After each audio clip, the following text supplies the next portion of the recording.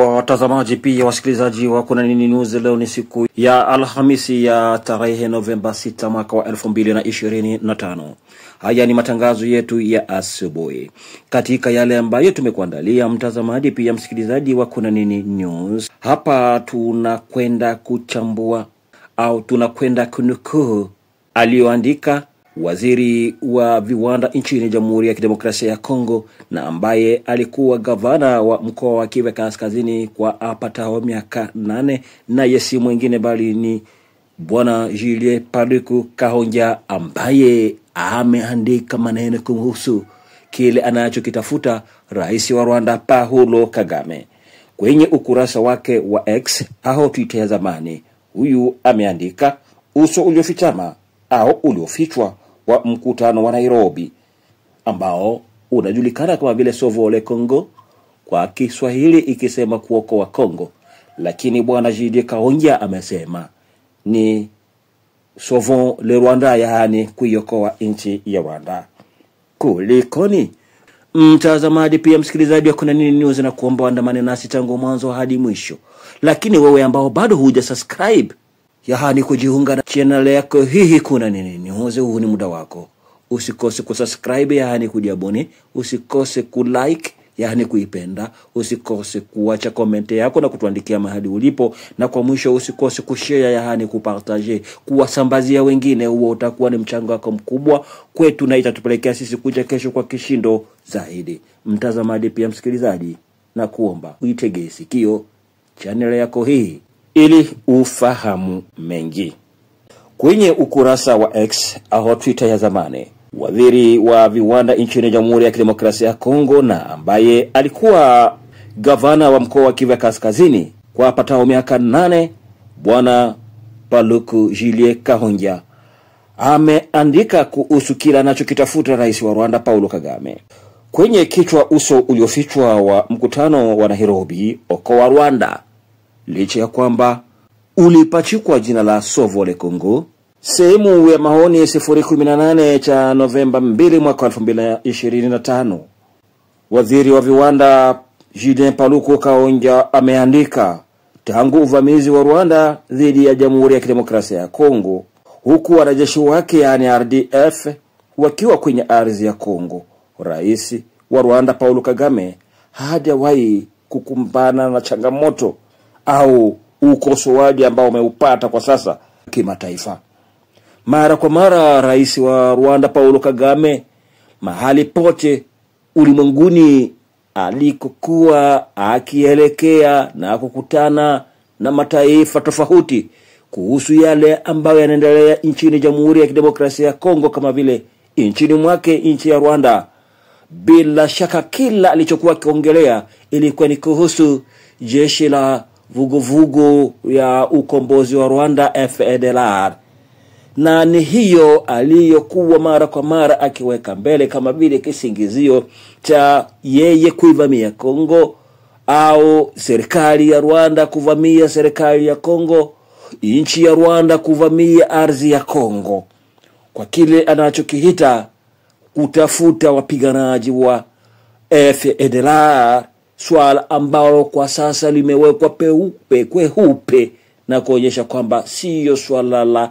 kimsingi, lakini kuna mambo mengine yanayofichama nyuma, amesema Bwana Julien Paluku Kahongya, akisema uso uliofichwa wa mkutano wa Nairobi ambao ulipachikwa jina la Sauver le Congo, yaani okoa Kongo.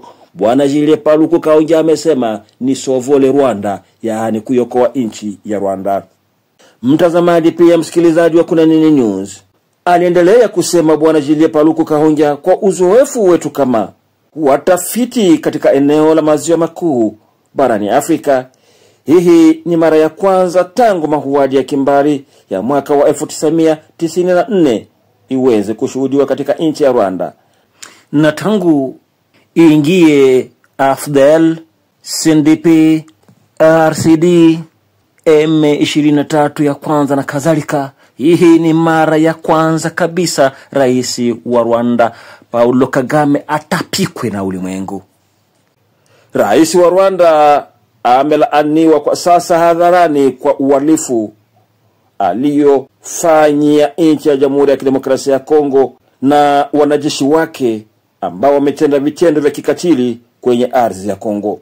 Na ikiwa ameegemea ukuta, Rais Paulo Kagame alijaribu kuwahajiri baadhi ya Wakongo. Kwa sasa, baada ya mbinu zote alizozitumia, kwa leo sasa amewavutia baadhi ya raia wa Kongomani au wananchi wa Kongomani ili kuwashawishi na ionekane vita vinavyoendelea nchini Jamhuri ya Kidemokrasia ya Kongo ni vita vya Wakongomani baina ya Wakongomani. Yaani ni vita vya Wakongomani kwa Wakongomani. Ni vita vya Wakongomani wao wenyewe. Mtazamaji, mambo kadhaa muhimu yanapaswa kukumbukwa. Na miongoni mwa mambo hayo ambayo yanastahili kukumbukwa, kwanza ni mnamo mwaka wa 2024 balozi wa Marekani nchini Jamhuri ya Kidemokrasia ya Kongo alisema hadharani kwamba tumesimamisha usaidizi wa kijeshi kwa nchi ya Rwanda. Pili, mnamo Februari mwaka wa 2025, yani mwaka huu tulionao, idara ya hazina ya Marekani ilimwadhibu James Kabarebe, waziri wa ushirikiano wa kikanda wa nchi ya Rwanda, kwa jukumu lake katika mzozo unaoikumba Jamhuri ya Kidemokrasia ya Kongo, yaani ushirika wake, uungwaji mkono wake, yaani uwepo mkono wake kwenye machafuko yanayoendelea nchini Jamhuri ya Kidemokrasia ya Kongo. Ikiwa haitoshi, mtazamaji pia msikilizaji, mnamo Februari mwaka 2025, yaani mwezi huo huo, nchi ya Uingereza iliamua kusimamisha sehemu kubwa ya misaada yake ya kifedha kwa nchi ya Rwanda. Tatu, mwanzoni mwa mwaka wa 2025, serikali ya Ubelgiji ilitangaza hatua za kidiplomasia zinazolenga kupunguza ufikiaji wa Rwanda kwa ufadhili wa maendeleo. Tano, mnamo Machi tarehe 4 mwaka huu wa 2025, serikali ya Canada ilitangaza vikwazo vya biashara na Rwanda. Sita, kabla ya hili kutokea, mnamo Julai mwaka wa 2024, nchi 34 zilizokutana ndani ya bunge la zile nchi zinazoongea lugha la Kifaransa zilipiga kura kuhusu azimio la kulaani uchokozi wa nchi ya Rwanda dhidi ya nchi ya Jamhuri ya Kidemokrasia ya Kongo. Saba, mnamo Februari mwaka wa 2025, msumari wa mwisho ulikuwa ni azimio ya Baraza la Usalama la Umoja wa Mataifa nambari 2773, ambayo azimio hiyo ililaani moja kwa moja usaidizi wa nchi ya Rwanda, yaani wa jeshi la ulinzi wa Rwanda RDF kwa M23, na kudai kwamba askari wao wa RDF, yaani askari wa jeshi la Rwanda, waondoke mara moja RDF kutoka eneo la Kongo, yaani maeneo ambako wanaendelea kuikalia kimabavu wakisaidia M23 AFC. Nukta 8, mnamo Machi mwaka 2025, Umoja wa Ulaya uliwaadhibu maafisa wa kijeshi wa Rwanda, wakiwemo Meja Generali Innocent Kabandana na Brigadia Generali Pascal Muhizi, kwa jukumu lao katika kuunga mkono M23. Nukta ya 9, mifano hii ya maamuzi ilifichua sura halisi ya Rais wa Rwanda Paulo Kagame, ambaye alijulikana kwa jukumu lake katika kukomesha mauaji ya kimbari ya mwaka 1994 kama kamanda wa Rwandan Patriotic Front RPF. Tabia hii ilipelekea ulimwengu mzima, dunia mzima, kuonekana kwamba anayoyatamka mara kwa mara rais wa Rwanda dhidi ya Kongo, hasa kuhusu AFDLR, ni upotofu, yaani ni kudanganya ulimwengu. Na mambo sasa yameonekana kuwa wazi. Kilichoonekana kinaga ubaga na swala kubwa ilikuwa ni kupora mali za Kongo, mali asili kimfumo, huku akionyesha wazi kupitia mali anazozipora Kongo kwake kuonekana kwamba ni utawala bora nchini mwake. Hata hivyo, Rwanda ndiyo yaonyesha ujiketa mbaya zaidi kuliko majimbo yote ya Afrika katika swala la kuheshimu haki za binadamu na kanuni za kidemokrasia. Watu wote ambao ni wapinzani nchini Rwanda wako gerezani kwa leo na wengine kuuawa. Hata wasanii nao pia ukabiliwa na kibarua kigumu, wamoja wao kuuawa. Ikapelekea bwana Julien Paluku Kahongya kuleta mfano wa msanii aliyejulikana kupitia nyimbo zake za amani na umoja na maridhiano.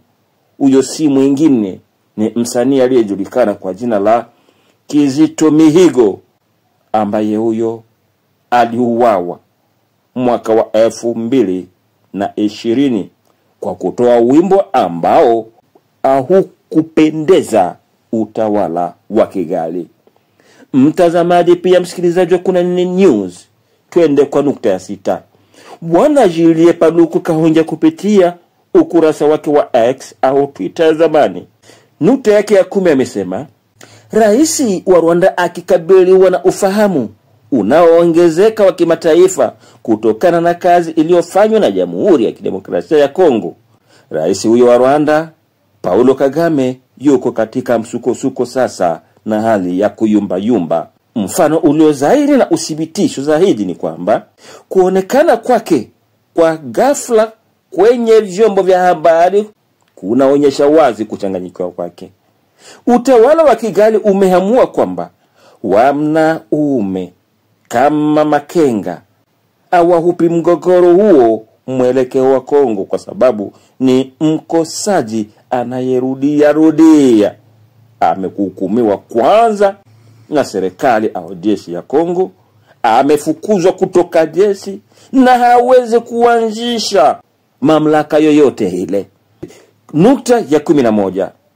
Kwa hivyo katika jaribio la kujinausua kutoka katika hali hiyo, Rais wa Rwanda Paulo Kagame atamshawishi mwingizaji mwingine kucheza pamoja naye.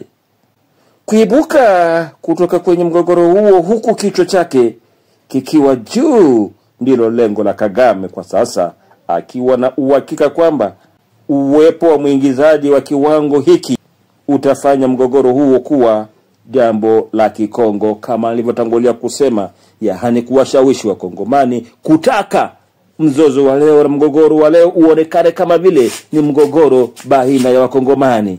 Mtazamaji pia msikilizaji wa Kuna Nini News, tuendelee hapa kuhakikisha kwamba anayoyafanya Rais wa Rwanda Paulo Kagame, akiwa na uhakika kwamba uwepo wa mwingizaji wa kiwango iki atafanya mgogoro huo kuwa jambo la Kikongo.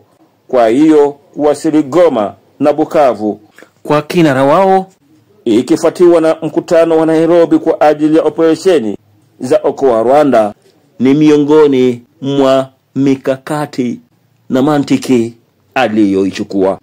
Nukta ya 12.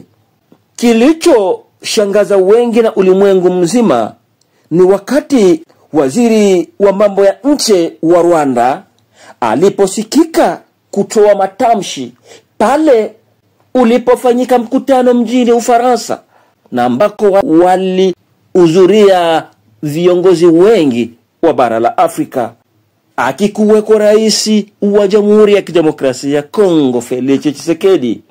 Kwenye mkutano huo, rais wa Ufaransa Emmanuel Macron alitaka uwanja wa kimataifa wa Goma, yaani uwanja wa ndege, ufunguliwe kwa ajili ya kurahisisha misaada ya kiutu, hata vile ndege ndogo ndogo zianze kutua.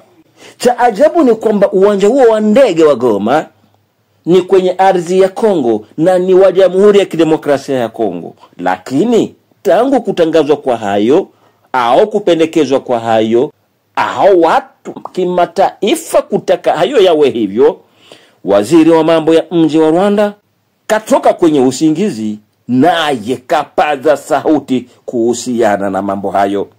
Mtazamaji pia msikilizaji wa Kuna Nini News, waziri wa Rwanda ambaye alijibu kufungua uwanja wa ndege wa Goma haina maana yoyote kwa wakati kama huu, anathibitisha udhibiti wa Kigali, ingawa kiongozi wake alikuwa amefanikiwa tu katika operesheni za kuokoa Rwanda. Mtu atalengwa kwa sababu hata anaendelea kutangaza kwamba vita ni vya kikabila huko Goma, ni machafuko makubwa yanayoendelea kuonekana. Swala la kufungua uwanja wa ndege wa Goma limeleta utata. Hata nchi ya Rwanda imeanza kulalama au kulalamika, isifahamike kwa nini. Na ikumbukwe hapa hata M23 AFC wakasema kwamba mkutano uliofanyika nchini Ufaransa hawakushirikishwa, na mji wa Goma au uwanja wa ndege wa Goma unamilikiwa, uko sehemu ambayo inamilikiwa na wao hawakushirikishwa. Kwa hiyo swala la kufungua uwanja wa kimataifa wa ndege wa Goma halina maana yoyote ile. Kutokana na yote ambayo yanaendelea kushuhudiwa, mtazamaji pia msikilizaji wa Kuna Nini News, hiyo inamaanisha wazi kwamba nchi ya Rwanda kwa sasa imebanwa na rais wake Paulo Kagame amejikuta kwamba iko kwenye hali ya kuyumbayumba. Amesema waziri wa viwanda wa nchi ya Jamhuri ya Kidemokrasia ya Kongo, Mheshimiwa Julien Paluku Kahongya, na ambaye aliongoza mkoa wa Kivu Kaskazini kwa takriban miaka 8, naye ana uelewa tosha wa maeneo haya, haswa na mzozo ambao mara kwa mara usababishwa na nchi ya Rwanda ambayo mikoa yake inapakana na mkoa wa Kivu ya Kaskazini. Ametangaza hayo kupitia ukurasa wake wa X au Twitter ya zamani, waziri huyo wa sasa wa viwanda nchini Jamhuri ya Kidemokrasia ya Kongo na ambaye alikuwa gavana wa mkoa wa Kivu ya Kaskazini, bwana Julien Paluku Kahongya. Mtazamaji pia msikilizaji wa Kuna Nini News, kufikia hapo sina cha ziada. Nimekamilisha yale ambayo nimewatayarishia na kuandalia asubuhi ya leo. Hadi tutakapokutana tena hewani, tafadhali kabla uondoke na kuomba wewe ambaye bado huja subscribe, huu ni muda wako. Tafadhali usikose kujiabone, usikose kulike, usikose kuacha comment yako na kutuandikia mahali ulipo. Na kwa mwisho usikose kushare, yaani kupartage, kuwasambazia wengine. Huo utakuwa ni mchango wako mkubwa kwetu, nasi itatupelekea sisi kuja kesho kwa kishindo zaidi. Acha nikuage nikisema asante kwa kukubali kuandamana nasi tangu mwanzo hadi mwisho. Asante tena kwa muda wako.